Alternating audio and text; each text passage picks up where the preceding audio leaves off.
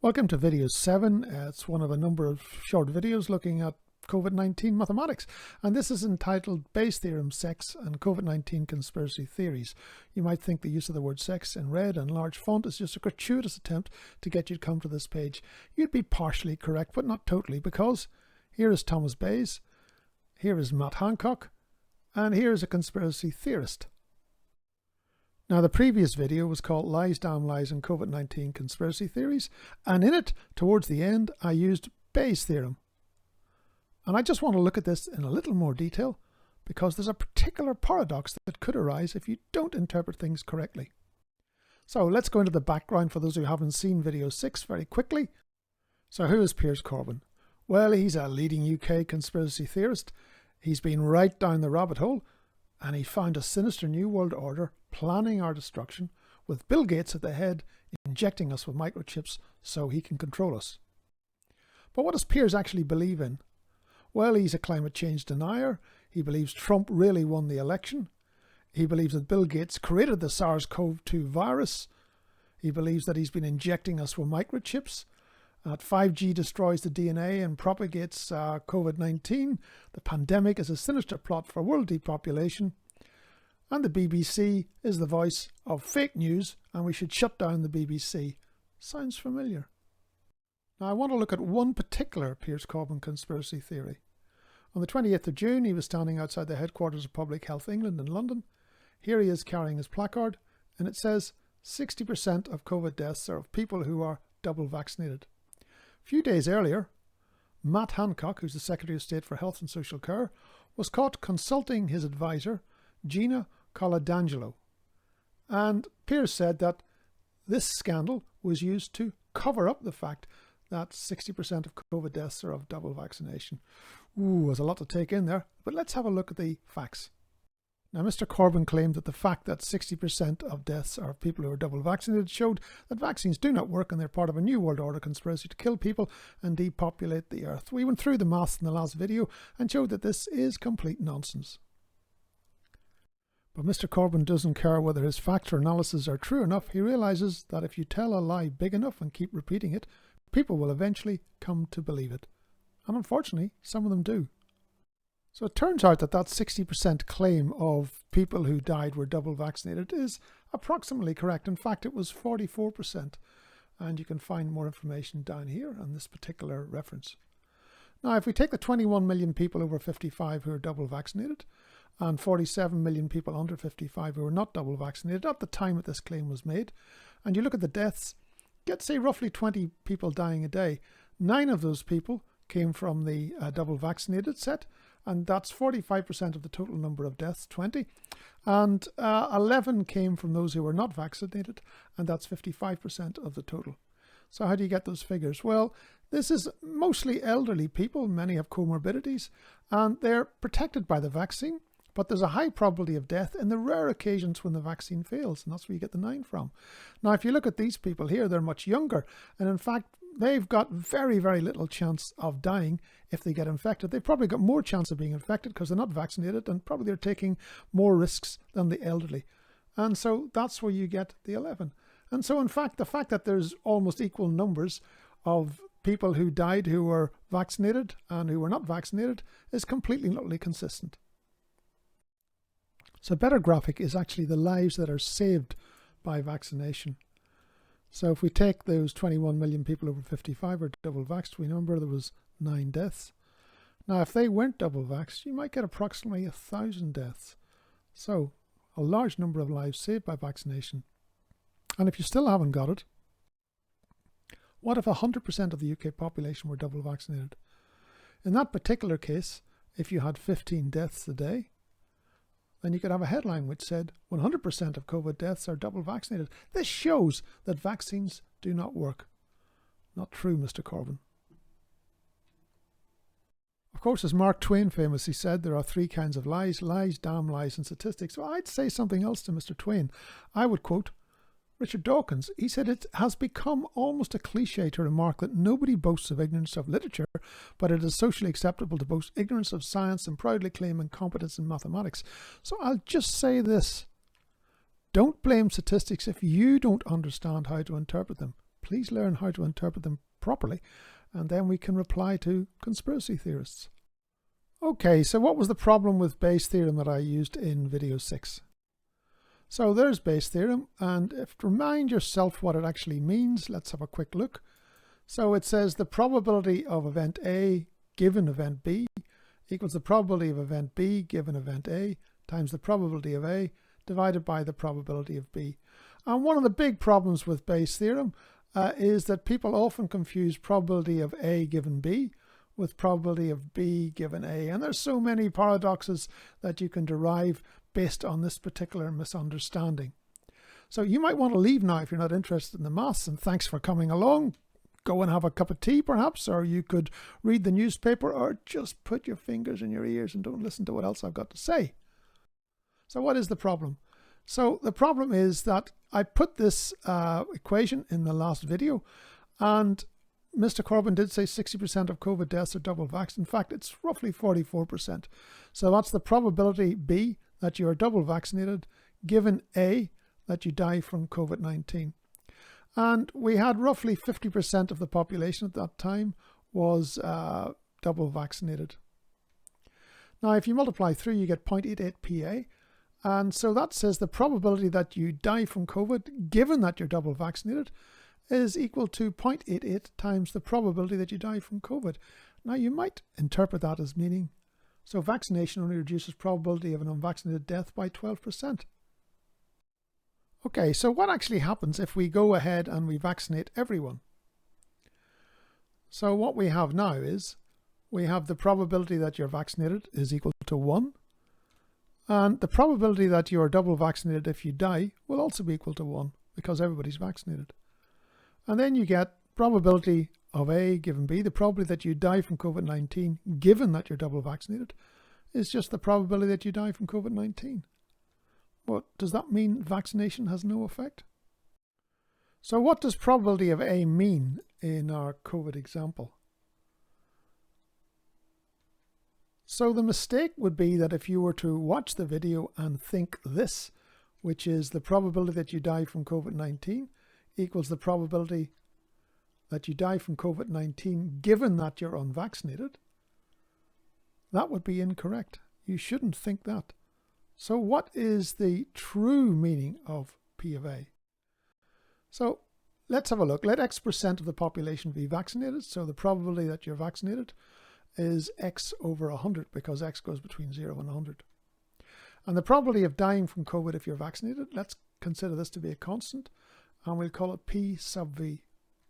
And the probability of dying from COVID if you're unvaccinated, probability of dying from COVID A if you're unvaccinated, we put a little bar across the top to mean unvaccinated.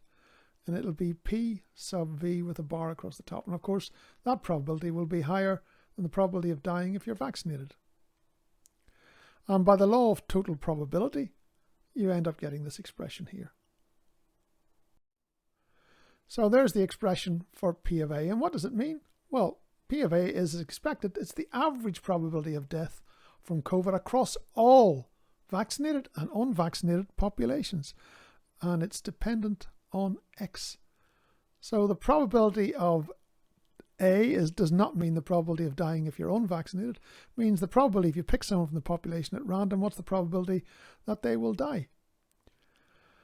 And if you look at, let X be 0%, if you've got 0% vaccination, then put 0 up here and you get the probability of dying is the probability of dying if you're unvaccinated, which makes sense. If you have 100% vaccination, put 100 up here, you can see that you get the probability of dying from COVID is equal to P of V, which is the probability of dying if you're vaccinated, because everybody's vaccinated. Anybody who dies will be vaccinated. So P of A is not the probability of dying if you're unvaccinated. So that's cleared that one up. So to finish this clarification of the use of Bayes' theorem in video 6, I just need one more expression. It's the probability of B given A, the probability that you are double vaccinated given that you die from COVID-19. And so take a population of N people and let's assume that X% of those are vaccinated. So that'll be the number of people vaccinated and that'll be the average number of deaths. Likewise, this is the number of unvaccinated people. It's just going to be N minus NX over 100. and that'll be the average number of deaths. So if we put all the deaths together, these are the total number of people who die who are double vaccinated. These are the total number of people who die who are not vaccinated. Then we can write this expression here. We're looking at the probability that you are double vaccinated given that you die from COVID. So that's the number that are double vaccinated. We put that on the numerator. And the total number who die are the green plus the red parts added together. And if we simplify, we get this expression here. So let's put those three expressions that we've been looking at together.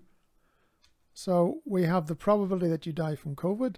We know that that's the average probability across the whole population, vaccinated and unvaccinated. The probability that you're double vaccinated is going to be that, x over 100. And the probability that you are double vaccinated given that you die from COVID is equal to this. Now, there's Bayes' law. And I've highlighted this term in red and this term in blue. And we can see that because this is a constant on the right-hand side, as the red term goes up, the blue term must go down. As the blue term goes up, the red term must go down. And these will go up or down depending on the level of vaccination. So X is the X% of the population are vaccinated.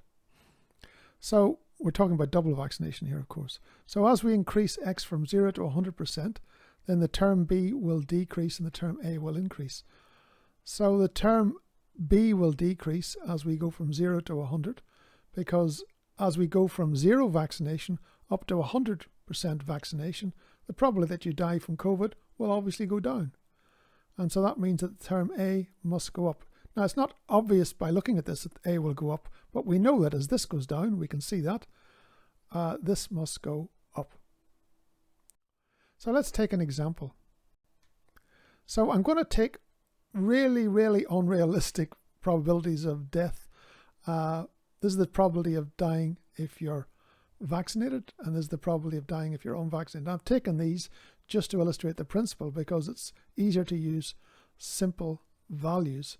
The principle still stands even though the values are meaningless. So what I've done here is I'm really looking at this equation at the end. So that's the one that we were looking at before. And what I'm doing here is I'm changing the level of vaccination from 0 to 100%. Okay, and as I do that, I'm looking at what happens on the right-hand side. Now, we know that that's a constant. So what I'm looking at here is that if you look at the red term, which is this one here, so as we increase the vaccination from 0 to 100%, this red term goes up. And what happens P of A? This term goes down. And so that shows that, well, our explanation or analysis was entirely consistent. And the bottom line is that probability of A, probability that you die from COVID, does not mean the probability that you die from COVID if you're unvaccinated. And that clears up any misunderstanding any of you might have had, I hope. So a quick summary of what we've looked at. So we've been challenging conspiracy theories with maths and science. And the purpose of this video, which is part 7, and the previous one, part 6, was to challenge those conspiracy theories to confuse the probability of A given B with the probability of B given A and claim that vaccines don't work. Vaccines have been used to kill us. You have almost as much chance of dying after being double vaccinated as being unvaccinated. Or you have a 60% chance of death from COVID-19 after being double vaccinated. And strange as it might seem, these claims have been scattered across social media since Mr. Corbin did his video. And there are tens of thousands of people repeating this. So, incorrect interpretation of the probability of A. We made it clear that it's incorrect to say that vaccination only reduces the probability of an unvaccinated death by 12%. Now, it should become clear to everyone here that what we're trying to do is establish a principle whereby conspiracy theorists got their maths wrong. We're not trying to do rigorous mathematical analysis of COVID mortality. And there are many reasons, of course, why in practice the link between COVID-19 mortality rates and vaccination cannot be reduced down to one single equation, Bayes' law. So, for example, the idea that the probability of A given B, the probability of dying given that you're double vaccinated, is a constant and it's unaffected by the different levels of population vaccination is not really true. And the reason it's not really true is because as you change the P of B, the level of population vaccination, this will change the effective R number, and it will change the probability that you catch COVID and possibly die while being vaccinated, i.e. it will change probability of A given B, which is not a constant. But the whole point of this video was simply to establish a principle, not to give a detailed COVID mortality analysis. So the big question, will science really change the minds of conspiracy theorists? Unfortunately for many of them, it won't. I mean, look here, this is David Icke, along with Pierce Corbin. And David Icke is another leading UK conspiracy theorist, and he believes, amongst many other weird things, that a race of reptilian beings have hijacked the Earth. Now, if you're that far down the rabbit hole, a video from me about Bayes' theorem is not going to change the way you think. But I hope there might be some people on the fringes who perhaps could be taken in by the statistic that 60% of those who are dying from COVID are double vaccinated, and that means that vaccines don't work. And it's easy to believe that. Maybe they, after watching this video, might question some of the more outlandish claims by Corbin, David Icke, and the others. Now, I often wonder what René Descartes would say. He was a French philosopher and mathematician, and he was the father of rationalism. What would he think today if he came back and heard these claims? He believed that eternal truths can only be discovered and tested through reason. What would you say, René? You can't be serious, man. You cannot be serious! Thank you so much for listening.